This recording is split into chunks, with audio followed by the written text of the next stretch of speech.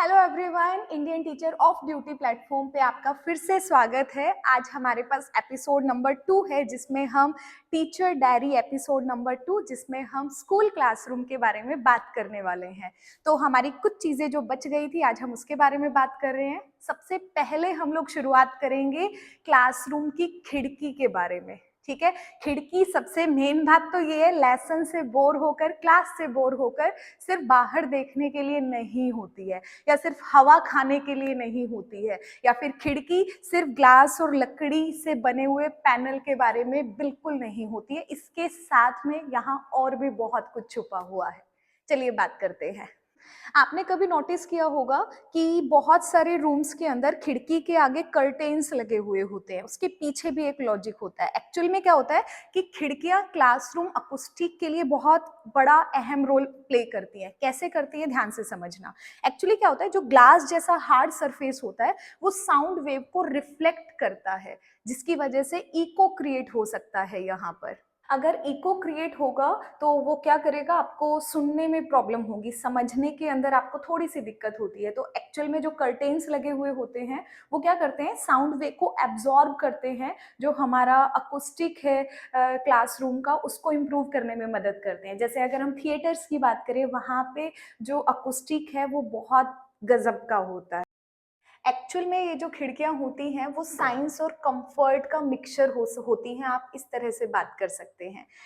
बहुत सारे क्लासरूम्स ऐसे होते हैं जहाँ पर सिंगल पेन ग्लासेस यूज होते हैं, कहीं पर डबल पेन होते हैं, कहीं पर ट्रिपल पेन होते हैं। ट्रिपल पेन डबल पेन से मतलब क्या होता है, या तो आपको सिंगल जो ग्लास शीट है वो नजर आती है कुछ विंडो के अंदर, और कहीं पर डबल लगी होती है, मतलब एक ग्लास लगा होगा, साइड में दूसरा ग्लास लगा होगा, बीच में स्पेस होगा। वो क्या करता है, एयर को, या तो उसमें एयर फिल होती है या फिर कोई गैस है वो आपकी फिल होती है, जो इंसुलेटिंग में मदद करती है आपकी।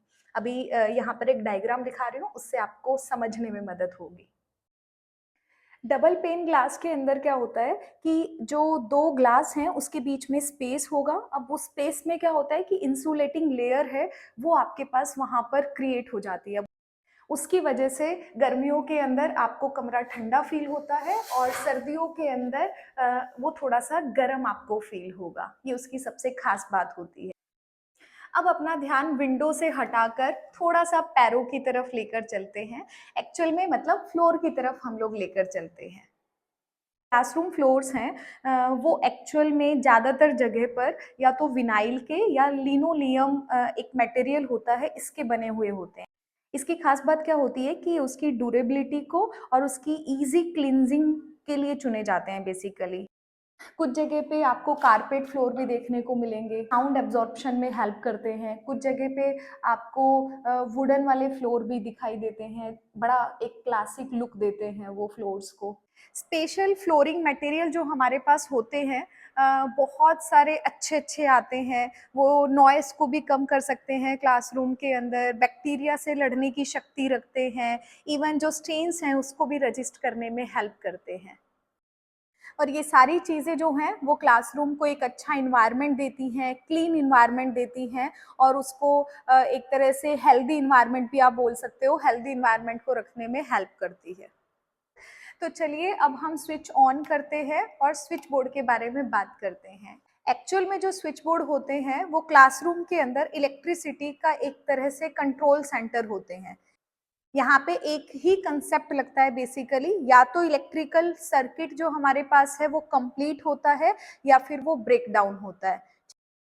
जब हम लोग इस स्विच को फ्लिप कर रहे होते हैं तो एक्चुअल में हम लोग एक वायर के जो बीच का गैप है उसको हम लोग एक तरह से बंद कर रहे होते हैं। इससे क्या होता है, जो इलेक्ट्रिसिटी का फ्लो होता है वो पूरे के पूरे रूम में लाइट अप हो जाता है, या फिर अगर हम कोई भी डिवाइस यहाँ पे लगाते हैं तो बेसिकली वो डिवाइस है वो हमारे पास ऑन हो जाता है। तो अब बात करते हैं हम चेयर की। एक्चुअल में जो चेयर होती है वो अर्गोनॉमिक प्रिंसिपल का यूज करके डिजाइन की जाती है। इसकी जो इसका सीट एंगल है, इसकी हाइट है, इसका बैक सपोर्ट है, यहाँ पर हर चीज मैटर करती है। ये आपको एक गुड पोस्चर सपोर्ट करने में और फैटिग को कम करने में मदद करती है। तो नेक्स्ट टाइम जब आप स्लाउच करें तो याद रखना आपकी चेयर आपकी मदद कर रही होती है। जहाँ पे सारी बात हो गई है वहाँ थोड़ी-सी हवा की बात भी कर लेते हैं। आपने कभी देखा होगा कि क्लास में कई बार स्ट्रेंथ बढ़ जाती है, ख़ासकर गर्मियों के अंदर बच्चे रिसेस के अंदर खेल कर आते हैं, तो एक सफोकेशन फ़ील होता है, काफ़ी स्टफ़ी फ़ील होता है, मतलब जैसे घुटन जैसा फ़ील होता है क्लासरूम्स के अंदर। तो उसको कैसे कम किया जाता है, नॉर्मली हम क्या करते हैं, एयर को सर्कुलेट करते हैं, मतलब पंखा चला देते हैं ताकि हवा घूमे, ठीक है? हमारे पास दरवाजे खिड़की हैं उनको खोल देते हैं ताकि थोड़ा वेंटिलेशन आपके पास अच्छा होए।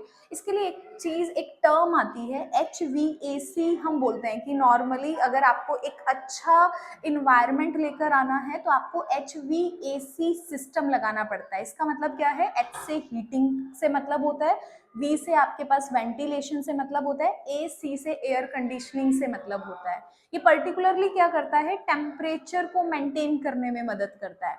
एक प्योर ऑक्सीजन आप लोग इनहेल करते हो, CO2 को बाहर निकालता है, एयर को सर्कुलेट वहाँ पे करने में मदद करता है, बेसिकली टेम्परेचर को मेंटेन ये करके रखता है। उससे क्या होता है, फोकस बहुत अच्छा जाता है बच्चों का, लर्निंग आपकी बहुत अच्छी से जाती है। फोकस अच्छा जाएगा तो ऑब्वियस ही बात है बच्चा क्लास के अंदर बहुत अच्छे से चीज़ों को ग्रैब कर सकता है, समझ सकता है, अप्लाई कर सकता है।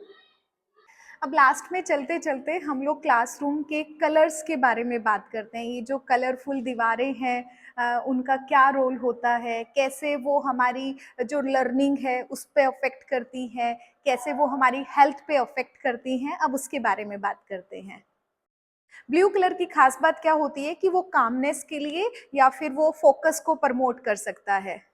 जो ग्रीन कलर है वो आईज के लिए बहुत अच्छा होता है, और जो हमारे पीछे येलो कलर है वो ऑप्टिमिज्म को इम्प्रूव कर सकता है, क्रिएटिविटी को बढ़ा सकता है। बाकी कलर्स पर हम एक वीडियो बिल्कुल अलग से बनाएंगे, वहां पर आपको हर कलर की खास बात पता चलेगी। तो ये वीडियो कैसी लगी आपको, ये सीरीज कैसी लगी, तो मुझे कमेंट बॉक्स में कमेंट करके जरूर बताएं। अगले वीडियो में फिर मिलते हैं, तब तक के लिए बाय बाय, टेक केयर।